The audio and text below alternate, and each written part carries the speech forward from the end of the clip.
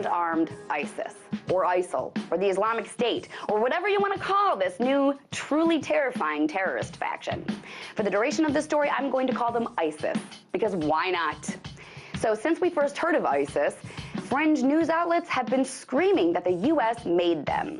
And while that sure sounds like an accusation held together with lots of questions and no answers, others besides conspiracy theorists have arrived at this conclusion, like the Washington Post.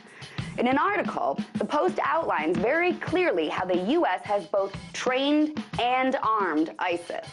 For decades now, for far too long, the U.S. has been acting on an old premise that the enemy of my enemy is my friend. So it arms or funds groups in the Middle East, hoping those groups will be able to beat other groups and thus defeat a mutual enemy. But that's not how it works in the Middle East. You don't have to be a foreign policy expert to know that at this point, that web is so tangled after years of intervention and short-term alliances by the whole world, not just the U.S., so knowing thine enemy is next to impossible. It's the Middle East, for Christ's sakes. It's been a powder keg since the dawn of man's civilization. What, one more airstrike is gonna fix it? Give me a break.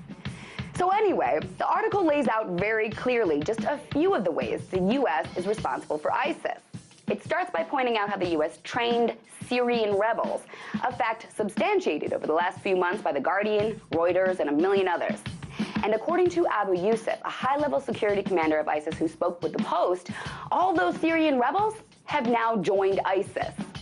Others actually claim the U.S. actually has a secret military base in Syria to train rebels. So that's how the U.S. trained ISIS. As for how the U.S. armed ISIS, Yusuf goes on to explain that when the Iraqi army flees from ISIS, they leave all that military equipment and weaponry the U.S. gave them behind, and ISIS just scoops it up. Other members of ISIS have independently backed up all this information too.